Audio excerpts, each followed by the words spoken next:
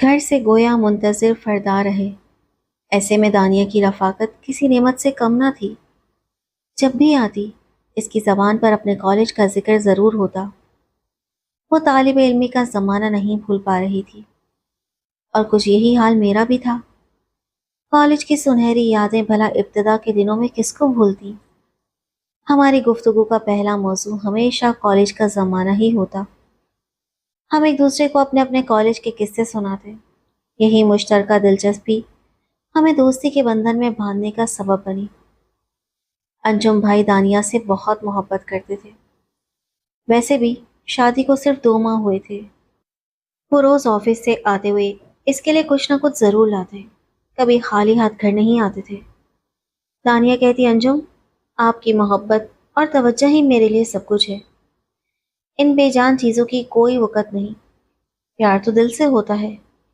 مجھے آپ کے گھر لوٹ آنے کا انتظار رہتا ہے، تحفوں کا نہیں۔ دونوں ایک دوسرے کو پا کر بہت خوش تھے۔ ان کی زندگی گویا جنت تھی۔ انجم صبح آفس جاتے اور سپہر 3 بجے گھر لوٹ آتے۔ دفتر کے سوا ان کی کوئی اور مصروفیت نہ تھی۔ انہیں ہمارے پڑوس میں رہتے ہوئے 1.5 برس ہو چکا تھا۔ ان 1.5 برسوں میں کوئی دن ایسا نہیں گزرا کہ میری اور دانیہ کی ملاقات نہ ہوئی ہو۔ انجم بھائی کے آفس جانے کے 1 گھنٹے بعد ہی وہ ہمارے گھر آ جاتی، یا کبھی میس کے یہاں چلی جاتی۔ شادی سے پہلے دانیہ کو کھانا پکانا نہیں آتا تھا، اس لیے وہ امی سے مختلف ڈشز بنانے سیکھنے آتی۔ اسے کھانا پکانے سے زیادہ اپنے شوہر کی پسند و ناپسند میں دلچسپی تھی۔ جو کھانے انجم کو پسند تھے وہی وہ امی سے سیکھتی، اور جب اچھی طرح پکانا سیکھ لیتی تو اپنے شوہر کے لیے کھانا تیار کر کے گھر لے جاتی۔ اگلے دن خوشی سے بتاتی کہ انجم اس کے ہاتھ کے پکے کھانوں سے کتنا خوش ہوا۔ اسی خوشی کی خاطر وہ محنت کرتی، حالانکہ اس کے گھر میں نوکر چاکر تھے، باورچی بھی تھا، اور اسے کسی گھریلو کام کی ضرورت نہ تھی۔ دن کے وقت بوریت دور کرنے کے لیے وہ ہمارے گھر آ جاتی، اور شام کو انجم کے آنے کے بعد دونوں گھر پر وقت گزارتے۔ البتہ روزانہ رات کو گھومنے پھرنے جانا ان کا معمول تھا۔ 2 سال تک یہی روٹین رہی، مگر اس کے بعد وقت آہستہ آہستہ بدلنے لگا۔ دانیہ تو ویسی ہی رہی، لیکن انجم بھائی اب پہلے جیسے نہ رہے تھے، جیسے بیوی پرانی ہو چکی ہو۔ ان کے رویے میں سرد مہری آ گئی تھی۔ شاید یکسانیت سے اکتاہٹ مرد کی فطرت ہوتی ہے۔ دانیہ ان سے 15 برس چھوٹی تھی۔ وہ ہر وقت کسی نہ کسی سے بات کرنا، ہنسنا بولنا اور دوستانہ صحبت چاہتی تھی۔ خاموشی اسے بے چین کر دیتی تھی۔ اسے تنہائی کی عادت نہ تھی۔ وہ ایک بھرے پرے گھر سے آئی تھی، جہاں ہر وقت رونق رہتی تھی، اور یہاں صرف خاموش دیواریں تھیں۔ جب انجم بھائی آفس سے لوٹتے تو دانیہ ان کا والہانہ استقبال کرتی، مگر اب وقت بدل رہا تھا، یا شاید دانیہ کا نصیب بدل رہا تھا۔ انجم کی چاہت میں پہلے جیسا جوش و خروش باقی نہ رہا تھا۔ انہوں نے بے رخی اور سرد مہری اختیار کر لی تھی۔ دانیہ سے سناٹوں کی عادی پہلے بھی نہ تھی، اور اب تو شوہر کی موجودگی کے باوجود اس کے گھر میں خاموشی بسی ہوئی تھی۔ دانیہ اس خاموشی سے بیزار ہو چکی تھی۔ وہ ایک چلبلی سی لڑکی تھی، جو ہر وقت ہنسنا بولنا اور خوش رہنا چاہتی تھی، لیکن جواب میں سے خاموشی، بیزاری اور بعض اوقات تلخ لہجہ سننے کو ملتا۔ تب اس کی آنکھوں سے آنسو بہنے لگتے۔ وہ میرے پاس آتی اور دل کی بھڑاس نکال کر کچھ دیر کو ہلکی ہو جاتی۔ کہتی، نیہا شکر ہے تم مل گئی ہو، انجم تو اتنے بدل گئے ہیں، اگر تم نہ ہوتی تو میں پاگل ہو جاتی۔ تمہارا سہارا میرے لیے ایک نعمت ہے۔ انہی دنوں ان کے شوہر کی پروموشن ہو گئی، اور وہ ایک اعلیٰ افسر بن کر ایک بڑے گھر میں شفٹ ہو گئے، جو ہمارے گھر سے کچھ فاصلے پر تھا۔ اب دانیہ ہفتے میں 1 بار آتی، اور آتے ہی شوہر کی کوتاہیوں کا ذکر شروع کر دیتی۔ کہتی، تم یقین نہیں کرو گی، ان کا ہر وقت منہ چڑھا رہتا ہے، بات کرتی ہوں تو جھڑک دیتے ہیں، پتہ نہیں ان کو کیا ہو گیا ہے۔ ویسے سمجھاتی، ان کا عہدہ بڑا ہو گیا ہے، ذمہ داریاں بھی بڑھ گئی ہیں، اس سے شاید وقت نہیں دے پاتے ہوں گے۔ وہ کہتی، جو بھی ہو، کبھی تو آدمی گھر میں نارمل ہوتا ہے، ہر وقت تو آفیسر نہیں بنا رہتا۔ ان دنوں دانیہ بہت پریشان رہنے لگی تھی۔ وہ نہ پہلے کی طرح سجتی سنورتی، نہ اس میں کوئی خوشی باقی رہی تھی۔ وہ ایک زندہ لاش بن چکی تھی۔ شوہر کی بے رخی نے اسے اندر سے کھوکھلا کر دیا تھا۔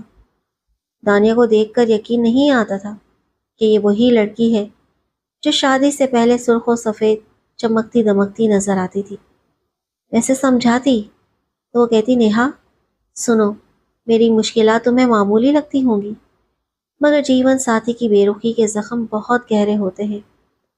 اس کا اندازہ وہی عورت کر سکتی ہے جو انہیں سہتی ہے۔ مرد اتنے بدل جاتے ہیں، یہ تو میں نے کبھی سوچا بھی نہ تھا۔ دانیہ جو کبھی پھول کی طرح کھلی کھلی رہتی تھی، اب مرجھائی ہوئی کلی بن چکی تھی۔ میں اسے ہنسانے کی کوشش کرتی تو وہ ہنستے ہنستے رو پڑتی، کہتی، اگر تم چلی گئی تو میں بالکل تنہا ہو جاؤں گی۔ اب مجھے ڈراؤنے خواب آنے لگے ہیں۔ ایک دن اس سے مجھے بتایا، مجھے بار بار ایک ہی خواب آتا ہے کہ کوئی مجھے قتل کرنا چاہتا ہے۔ میں چیخ کر اٹھ جاتی ہوں، لیکن انجم مجھے تسلی دینے کے بجائے غصے سے کہتے ہیں، تم تو نفسیاتی مریضہ ہو، نہ خود سوتی ہو نہ مجھے سونے دیتی ہو۔ سچ بتاؤ نیہا، کوئی مجھے مار تو نہیں دے گا؟ میں نے کہا، ایسے کلمات منہ سے مت نکالو۔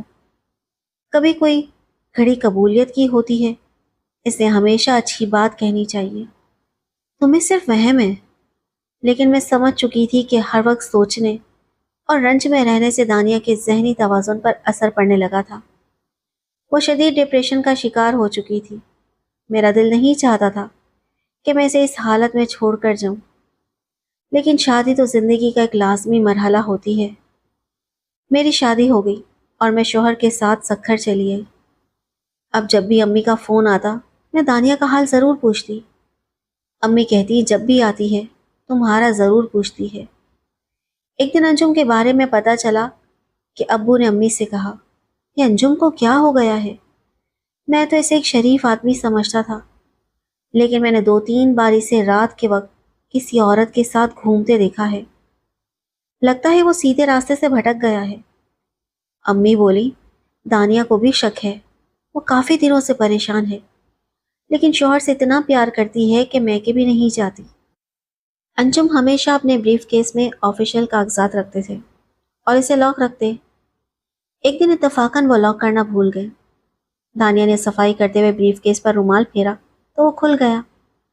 اندر سونے کے کنگن کی جوڑی اور پرفیوم کا ڈبہ رکھا تھا۔ یہ چیزیں دیکھ کر وہ حیران رہ گئی۔ جب وہ کنگن ہاتھ میں لے کر حیرت سے دیکھ رہی تھی، انجم غسل خانے سے نہا کر باہر آئے۔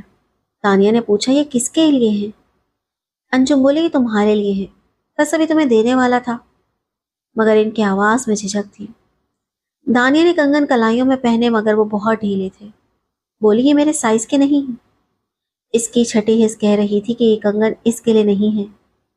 اسے کنگن اتار دی اور کہا، مجھے یہ کنگن نہیں چاہیے کیونکہ یہ میرے لیے نہیں ہے۔ وہ رونے لگی۔ ہمارے گھر آئی اور امی کو سارا ماجرا بتایا۔ امی تو پہلے ہی ابو سے انجم کے بدلتے رویے کے بارے میں سن چکی تھی۔ اب دانیہ کے شوہر کی بے رخی کی کتاب پوری طرح سلجھ چکی تھی۔ شادی کے تقریباً 1 سال بعد میرے شوہر نے چھٹی لی اور میں اپنے والدین سے ملنے مائکے آئی۔ دانیہ کے گھر کے سامنے سے گزرتے ہوئے دل میں ایک عجیب سا احساس ہوا۔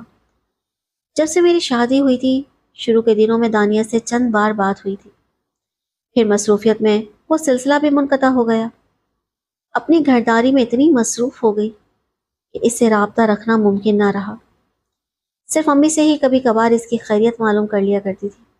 آج جب اس کے گھر کے سامنے سے گزری تو شدت سے اس کی یاد آ گئی اور اپنی کوتاہی پر افسوس بھی ہوا کہ نہ فون کیا نہ حال چال پوچھا۔ سوچا پہلے امی ابو سے مل لوں، شام کو اس کے گھر جاؤں گی اور بچے کی مبارکباد بھی دوں گی۔ امی ابو سے ملنے کے بعد ہم نے کھانا کھایا، کچھ دیر آرام کیا اور شام ہونے لگی۔ میں نے ماں سے کہا، میں ذرا دانیہ سے ملنے جا رہی ہوں، اسے بچے کی مبارکباد بھی دوں۔ امی چونک کر بولی، کس بات کی مبارکباد؟ دانیہ تو وہاں رہی ہی نہیں۔ میں حیرت سے بولی، تو کیا وہ بچہ جسے ان کے گیٹ پر ملازمہ نے گود میں اٹھا رکھا تھا انجم صاحب کا نہیں ہے؟ امی نے گہرا سانس لیا۔ انجم کا تو ہے، لیکن دانیہ کا نہیں۔ کیا کہہ رہی ہیں امی؟ میں آپ کی بات کا مطلب نہیں سمجھی۔ پھر امی نے جو بتایا وہ سن کر میرا دل جیسے صدمے سے بیٹھ گیا۔ وہ کہنے لگی، تقریباً 1 سال پہلے کی بات ہے۔ انجم کسی سرکاری دورے پر شہر سے باہر گئے ہوئے تھے اور دانیہ گھر پر اکیلی تھی۔ انہی دنوں ان کے چوکیدار کو گردے میں شدید درد اٹھا تو دانیہ نے اسے اسپتال بھیج دیا۔ چوکیدار نے ہمارے چوکیدار سے کہا کہ انجم صاحب کے گھر کا خیال رکھنا، میں 1-2 روز میں لوٹ آؤں گا۔ اس نے انجم کو بھی فون کر دیا تھا۔ انجم نے تسلی دی کہ ایک رات کی بات ہے، اگلی شام تک میں واپس آ جاؤں گا۔ ہمارے چوکیدار کے مطابق اس نے اس رات 2-3 بار ان کے گھر کا چکر لگایا۔ سب کچھ معمول کے مطابق تھا، مگر غالباً واردات رات کی آخری پہر ہوئی جب وہ فجر کی نماز کے لیے مسجد چلا گیا تھا۔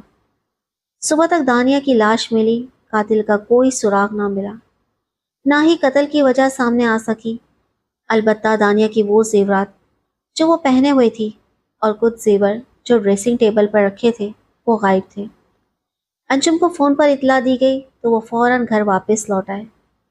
چوکیدار پر شک نہیں کیا کیونکہ وہ اسپتال میں داخل تھا اور انجم شہر سے باہر تھے۔